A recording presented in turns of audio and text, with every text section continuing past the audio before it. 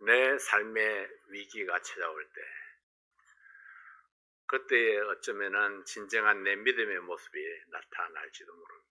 사도행전 27장 20절부터 25절까지 있는 말씀 함께 보시겠습니다.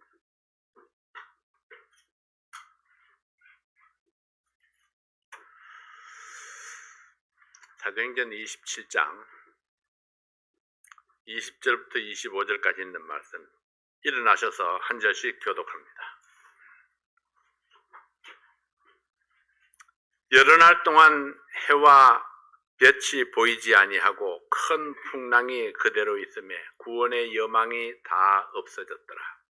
여러 사람이 오래 먹지 못하였음에 바울이 가운데 서서 말하되, 여러분이여 내 말을 듣고 그에 대해서 떠나지 아니하여 이 가족과 소상을 면하였으면 좋을 뻔하였느니라. 그러나 내가 너희를 구원하노니 이제는 안심하라. 너희 중 생명에는 아무 손상이 없겠고 오직 배뿐이라.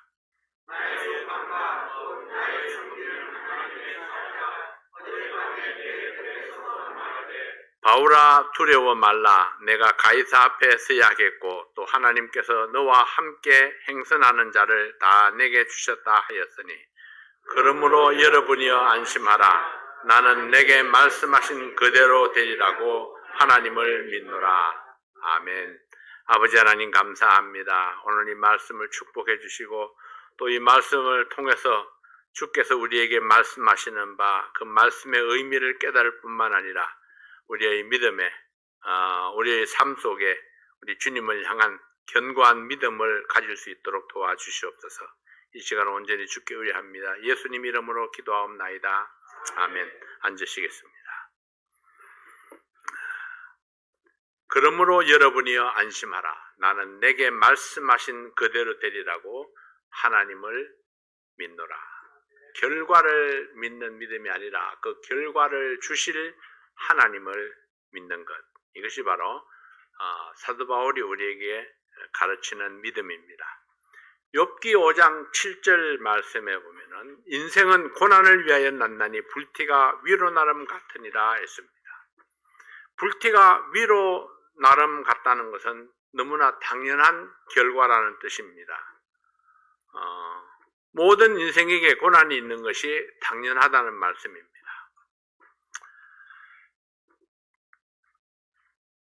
오늘 우리 부형님 찬양이 그랬네요.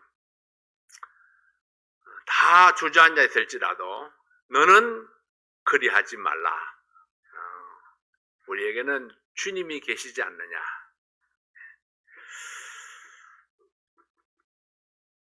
고난이 모든 사람에게 있어도 그래도 우리는 주저앉아 있지 아니하고 일어나서 우리에게 주어진 그 삶의 길을 굳건히 가야 되는데, 또 갈 수 있는데, 그것은 바로 주님이 계시기 때문에, 주님이 내 손을 붙잡고 계시기 때문에, 그래서 우리는 능히 가능하다 하는 것입니다. 야곱이 130세에 바로 앞에 서서 이렇게 이야기를 하죠.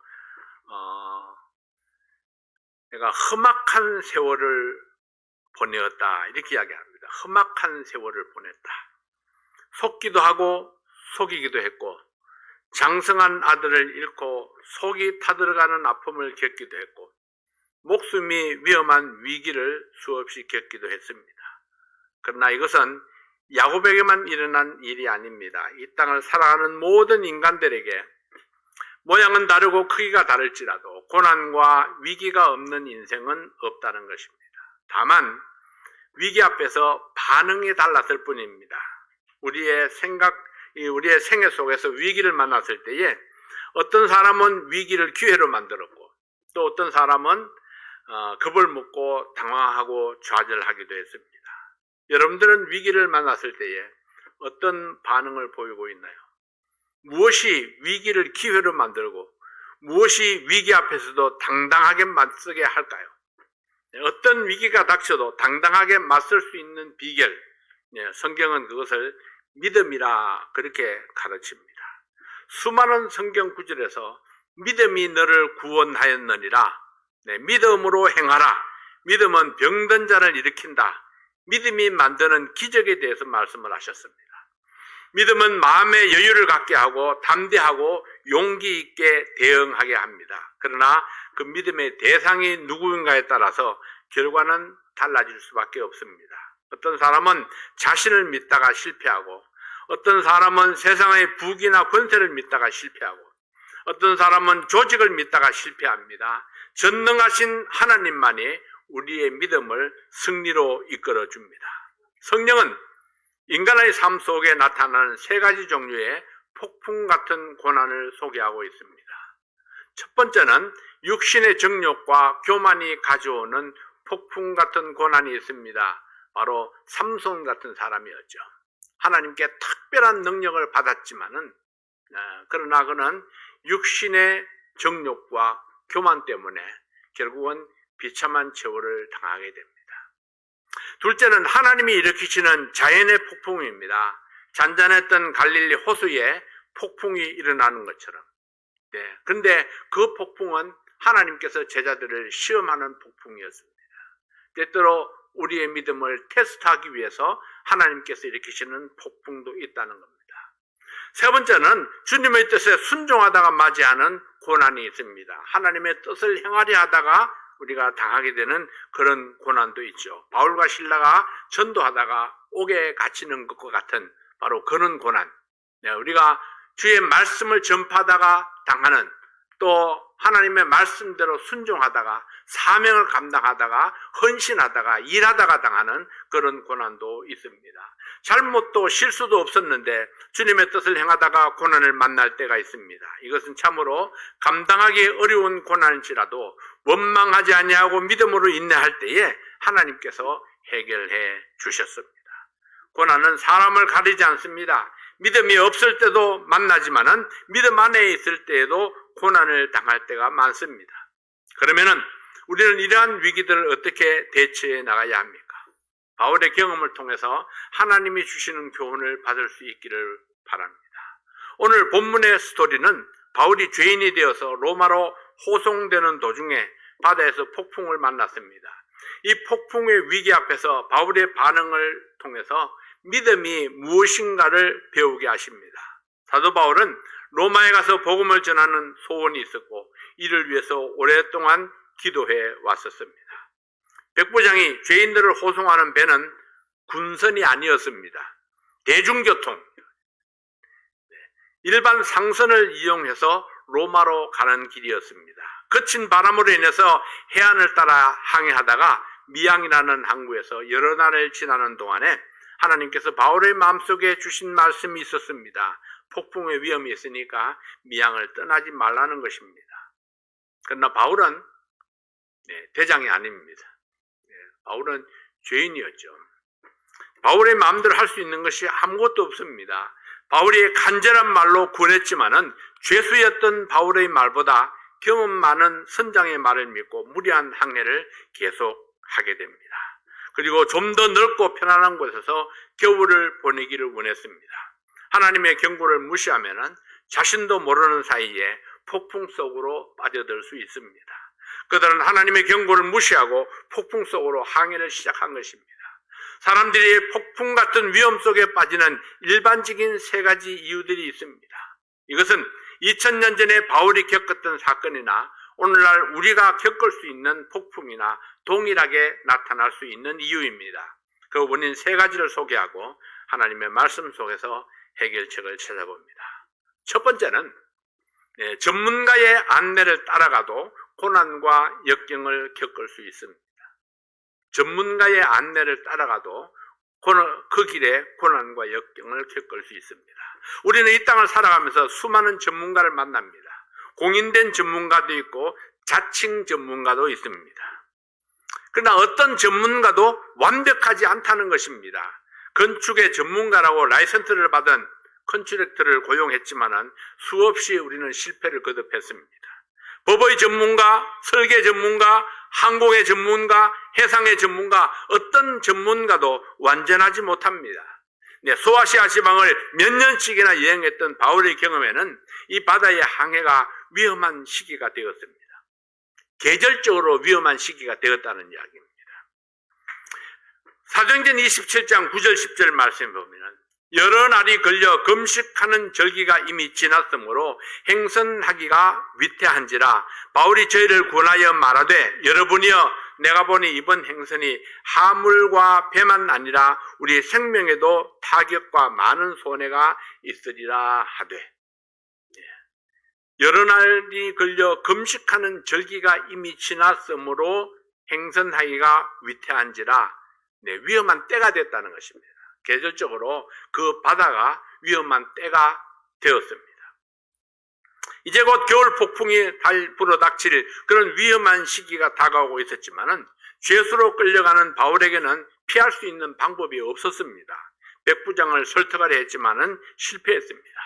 백부장은 바울의 말을 듣는 대신에 선주와 선장의 충고를 따랐습니다. 백부장의 생각에는 선주나 선장이 더 전문가라고 생각했기 때문입니다. 사도행전 27장 11절 말씀에 보면은 백부장이 선장과 선주의 말을 바울의 말보다 더 믿더라 이렇게 말씀합니다.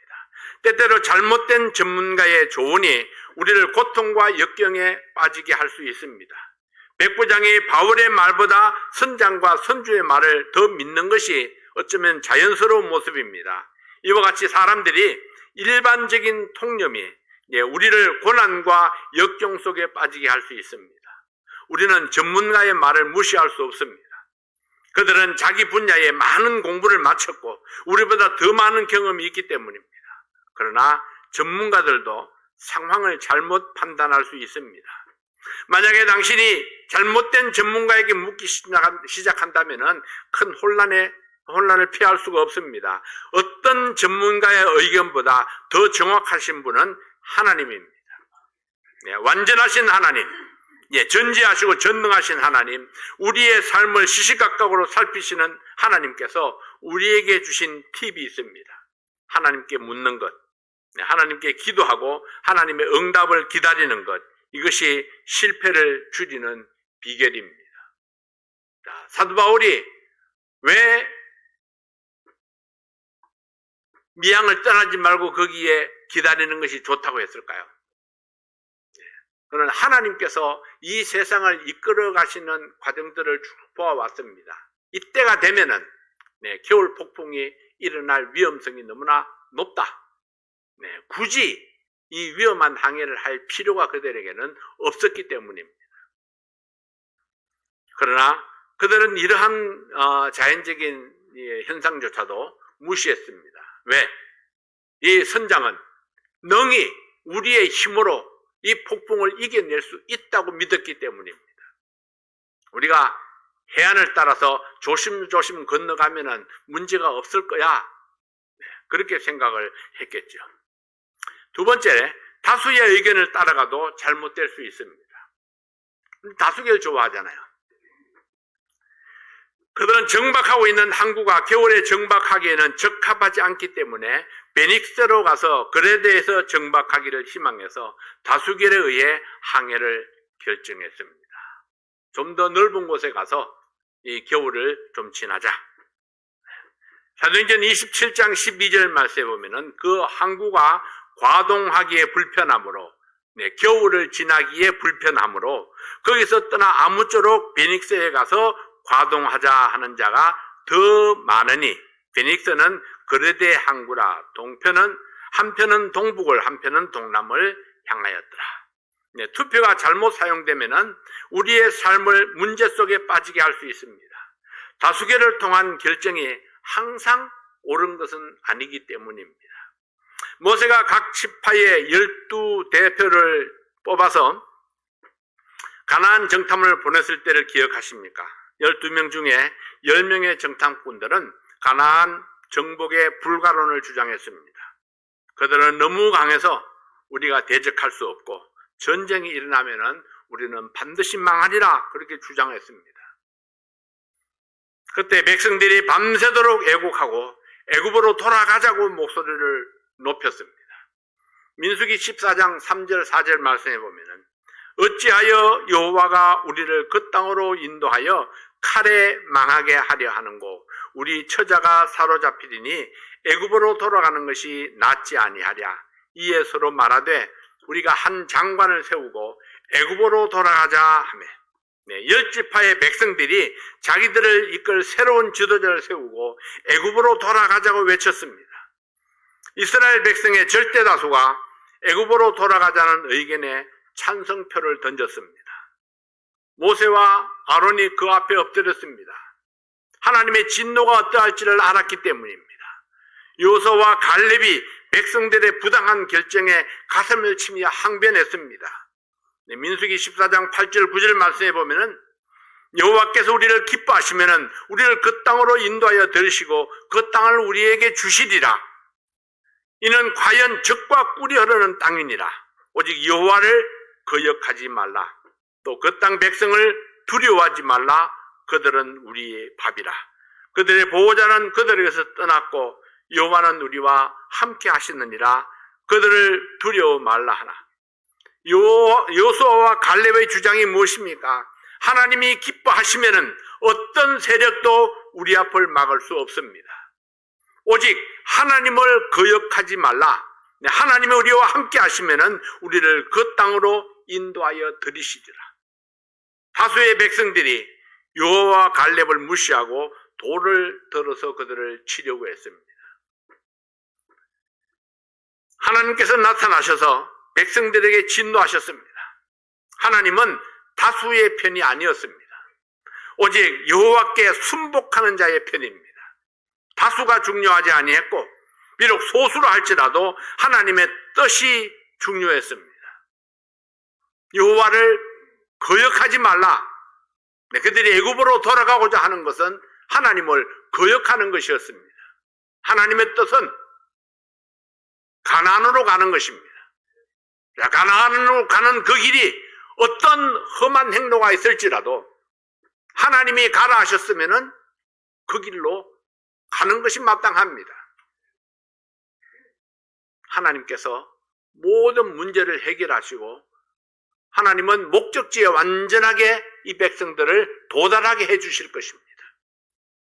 그러나 그것을 믿지 못하고 애굽으로 돌아가고자 하는 것은 하나님 앞에 정면으로 도전하는 것입니다.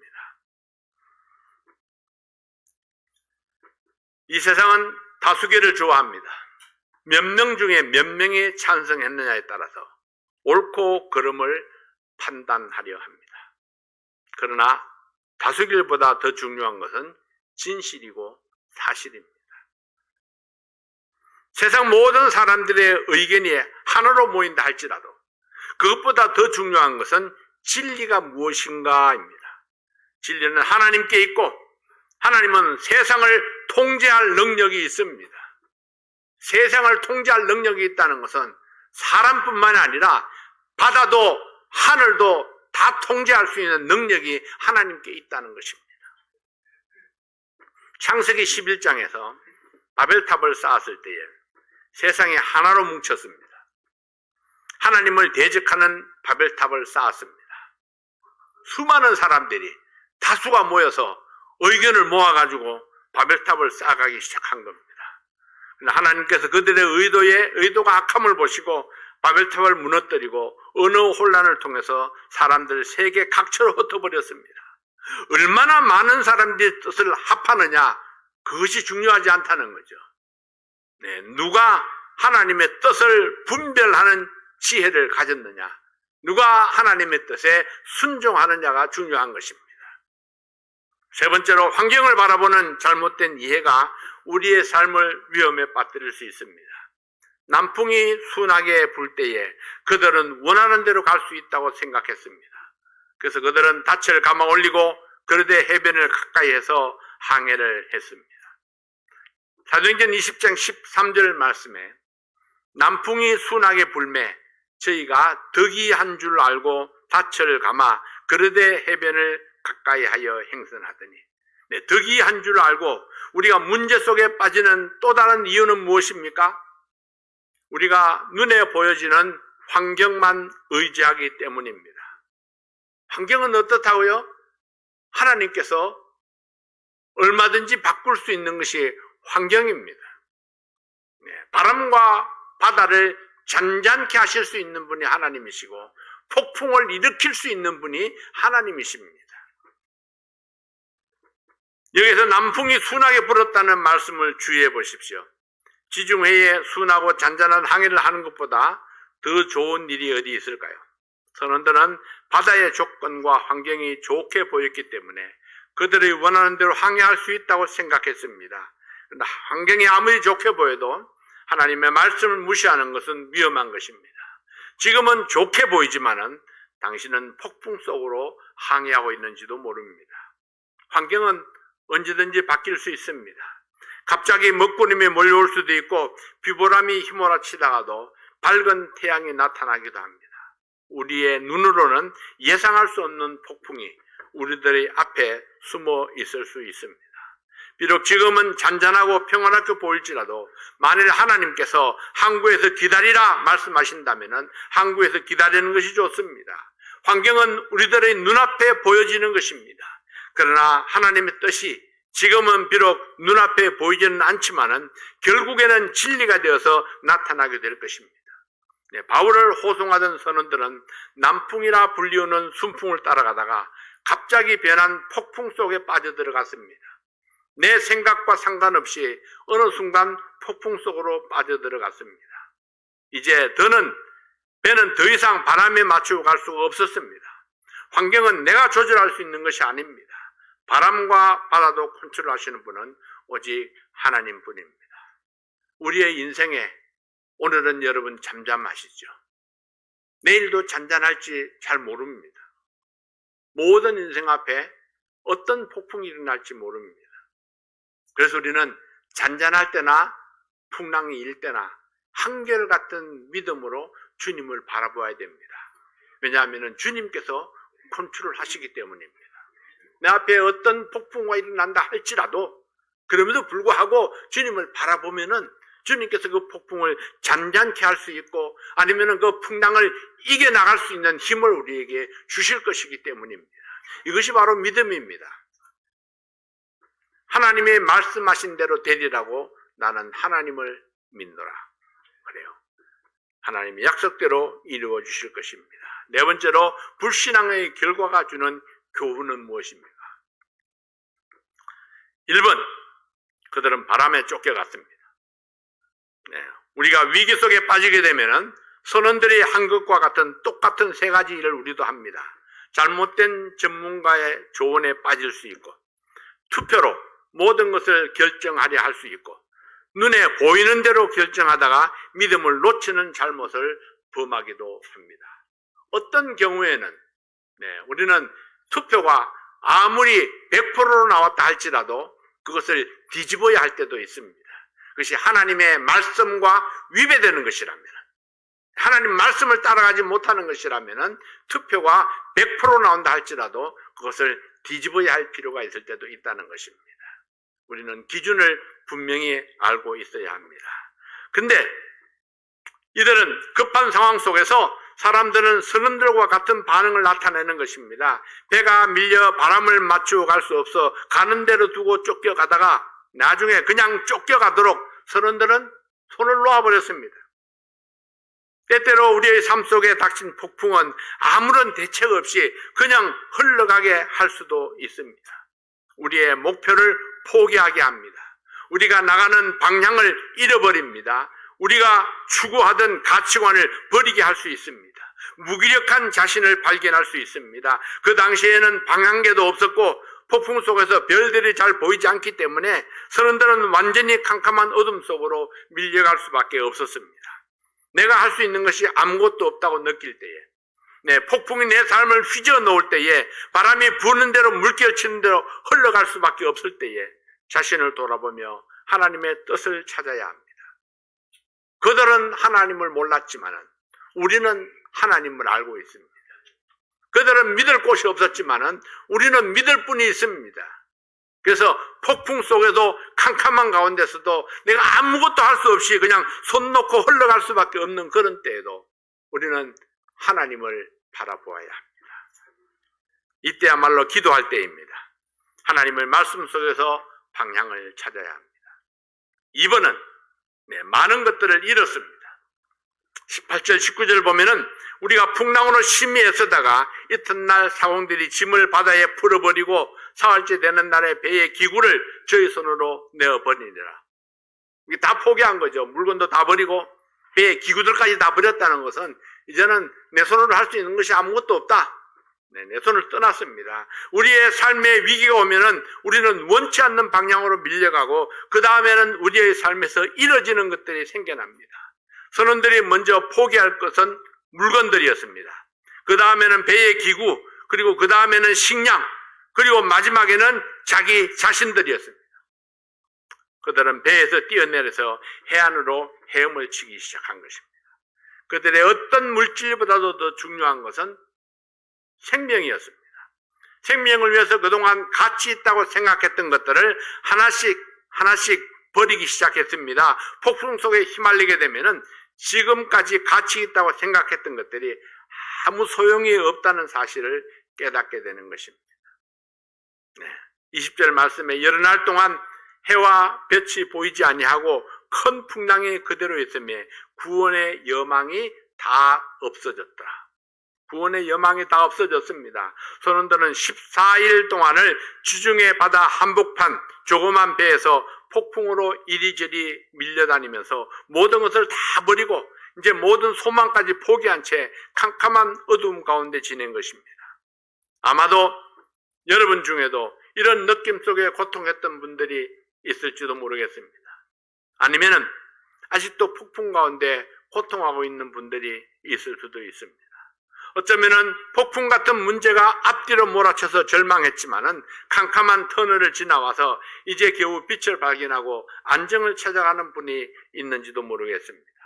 우리는 성경 속의 선원들을 보고 교훈을 받아야 합니다.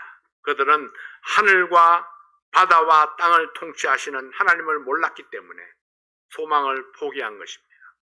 그러나 하나님의 계획을 몰랐고 하나님의 능력을 알지 못했습니다. 그러나 얼마나 다행입니까? 우리는 하나님을 알고 하나님의 계획을 알고 하나님의 목표를 압니다. 우리가 어디로 가야 할지를 아는 자들입니다. 그래서 우리는 기도의 목표가 있습니다. 기도 제목이 있습니다. 사랑하시는 여러분, 어떤 어려움 가운데서도 주님이 계시잖아요. 주님이 계십니다. 이것이 얼마나 큰 위안인지 모릅니다. 3번, 보는 것으로 아니하고 믿음으로 행할 때에 평안이 있습니다. 자, 이 이야기의 놀라운 부분은 바울의 반응입니다. 바울의 반응은 선원들이 이 위기 속에서 나타낸 반응과 180도 다른 것이었습니다. 선원들은 절망 가운데 있었습니다. 그들은 소망이 없다고 말했습니다. 그들은 좌절하고 절망하고 배후에 있는 모든 것들을 다 던져버렸습니다. 선원들의 반응은 우리의 위기 속에도 나타나는 자연적인 반응입니다. 그러나 바울은 고요했고 담담했습니다. 그는 위기 속에서 잠잠히 하나님을 바랐습니다. 우리는 마땅히 선원들과 다른 반응을 해야 합니다. 우리는 믿음의 사람들이니까요. 우리의 삶에 문제가 찾아오고 좌절하고 싶은 시험과 삶의 중요한 것들을 버리고 싶은 때에 그때 시험이 찾아옵니다. 우리의 인격은 위기에서 나타나는 것이지 위기에서 만들어지는 것은 아닙니다. 인격은 삶의 작은 부분들과 일상생활과 매일매일의 삶을 통해서 형성되는 것입니다. 당신은 모든 일들이 어려워지고 배가 파산되어 산산조각이 나는 위기에 있는 것 같이 보일 때에 그때에 무엇을 해야 합니까? 삶의 문제로 이리저리 부딪힐 때에 당신은 무엇을 해야 합니까? 선원들은 도망갈 궁리를 했습니다. 바울은 하나님의 뜻을 전달했습니다. 하나님의 음성에 귀를 기울였던 겁니다. 바울은 어떻게 담대할 수 있었습니까? 그는 영혼에 낯이 되었던 하나님을 믿음으로 바라보았습니다. 우리도 바울의 믿음을 따라서 그렇게 할 수 있습니다. 바울은 하나님의 임재를 믿었습니다. 바울은 폭풍 속에서 나의 속한 바, 곧 나의 섬기는 하나님의 사자가 어젯밤에 내 곁에 서서 이렇게 말씀합니다. 하나님의 사자가 내 곁에 서 있다. 네, 우리는 여기에서 폭풍이 결코 우리의 얼굴을 하나님으로부터 가리우게 할 수 없다는 것을 배웁니다. 우리는 하나님을 보지 못할 수 있습니다. 그러나 하나님은 우리를 보고 계십니다. 우리는 하나님이 수백만 마일 멀리 계시는 것으로 생각할지 모릅니다. 그러나 하나님은 우리를 주목하시고 우리와 함께, 우리의 옆에 함께하고 계시는 것입니다. 하나님은 천사를 바울에게 보내서 내가 너와 함께하고 있다. 네, 나는 내가 지중해의 폭풍 속에서 조그만 뱃속에 있는 것을 보고 있다. 그렇게 말씀하시는 것입니다. 히브리서 13장 5절에서 이렇게 말씀했죠. 내가 과연 너희를 버리지 아니하고 과연 너희를 떠나지 아니하리라. 네, 마태복음 28장 20절 말씀에서 내가 항상 함께 있으리라. 네, 요한복음 14장 16절 말씀에는 내가 아버지께 구하겠으니 그가 또 다른 보혜사를 너희에게 주사 영원토록 너희와 함께 있게 하시리니. 네, 성경은 거듭거듭 우리가 어디에 있든지 하나님은 바로 그곳에 우리와 함께 하신다고 말씀하고 있습니다. 당신이 지금 어떤 환경 속에 있든지 하나님은 당신과 함께 하고 있습니다. 하나님은 우리가 온전히 의지할 수 있는 영혼의 닻이 되는 것입니다. 바울은 하나님의 목적을 알았습니다. 사도행전 27장 24절에 이렇게 말씀했습니다. 바울아 두려워 말라. 내가 가이사 앞에 서야 하겠고 또 하나님께서 너와 함께 행선하는 자를 다 내게 주셨다 하셨으니. 바울이 왜 가이사 앞에 서야 합니까? 이것이 바울의 목표였습니다. 바울은 로마로 가기 위해서 예루살렘에 가서 붙잡혔습니다. 돌아다니다가 이 불심 검문에 붙잡힌 게 아닙니다. 로마로 가는 목표를 가지고 예루살렘에 갔고 예루살렘에서 붙잡혀서 로마로 호송되어 가는 겁니다. 목적이 있었습니다. 로마의 가이사 앞에서 복음을 전하기를 원했습니다. 로마의 가이사는 황제는 대단한 사람이었죠. 그때에 세계를 움직이는 로마의 황제였습니다. 그 가이사에게 가서 하나님의 말씀을 전해야 하기 때문에 폭풍이 너를 해칠 수 없다. 그 어떤 것도 너의 가는 길을 가로막을 수 없다. 이것이 하나님께서 바울에게 주신 메시지입니다. 모든 그리스도인에게는 하나님께서 세우신 목적이 있습니다. 우리의 삶은 하나님의 목적을 이루기 위한 삶이 되어야 합니다. 하나님의 목적은 우리가 경험할 어떤 상황보다도 더 크고 위대한 것입니다. 그래서 내 앞에 어떤 어려움이 있어도 하나님께서 하나님을 위한 우리의 최종 목표를 이루기 위해서 우리가 가는 그 길을 힘차게 후원해 주시는 것입니다. 내게 일어나는 문제에 초점을 맞추면 우리는 더 큰 위험과 고통에 빠지게 됩니다.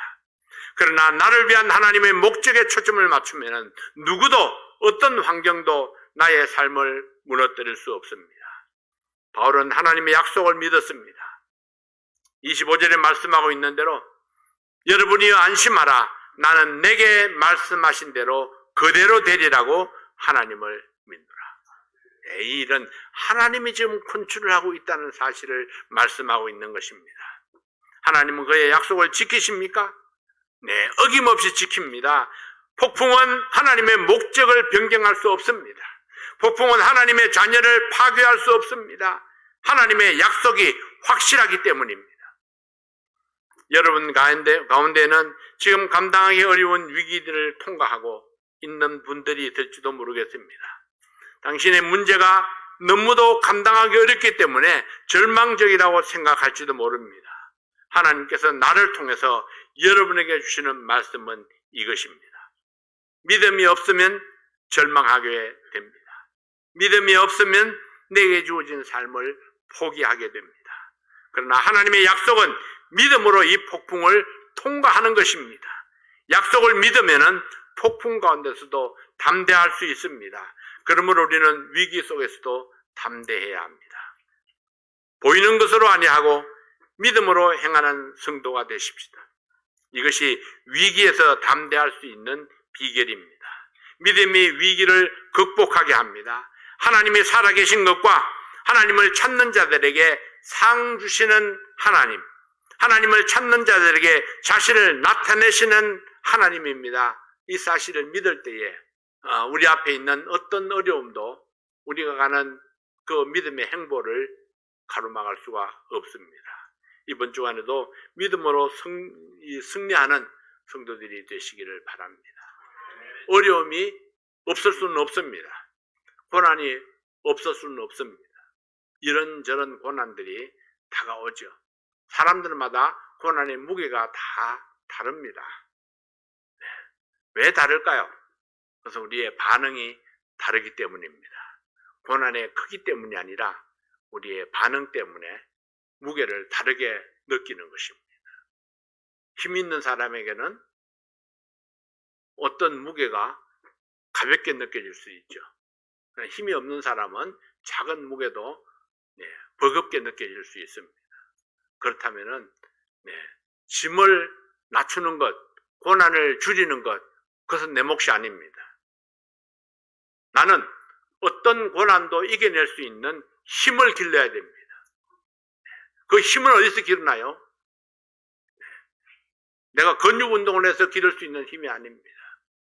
하나님을 신뢰하는 믿음의 능력이, 그것이 바로 우리의 힘입니다. 그래서 하나님을 신뢰할 때에 우리에게 놀라운 승리가 매일매일 주어질 줄로 믿습니다. 기도하겠습니다. 아버지 하나님 감사합니다. 오늘도 사랑하는 성도들과 더불어서 이 바울에게 처한 그 위험한 상황을 이겨나가는 모습들을 보았습니다.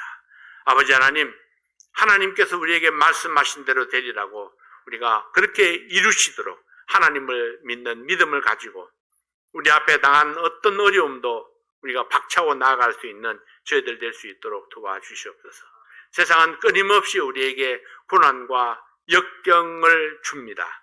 그러나 그 모든 역경들을 이겨내고 우리가 앞으로 전진할 수 있는 것은 바로 우리 주님께서 나와 함께 하시고 나를 붙들어 주시고 밀어 주시기 때문입니다. 우리 주님을 의지하고 담대하게 날마다 승리를 바라보는 그런 우리 사랑하는 성도들 되도록 축복해 주시옵소서. 질병 가운데 있는 사랑하는 성도들을 아버지 하나님 주께서 능력을 덧입혀 주십시오. 믿음을 더하여 주십시오. 고난 가운데서도 하나님을 찬양할 수 있도록 도와주시고 하나님을 의지할 수 있도록 도와주시옵소서. 오늘도 우리에게 주신 귀한 시간 감사합니다. 예수님 이름으로 간절히 기도하옵나이다.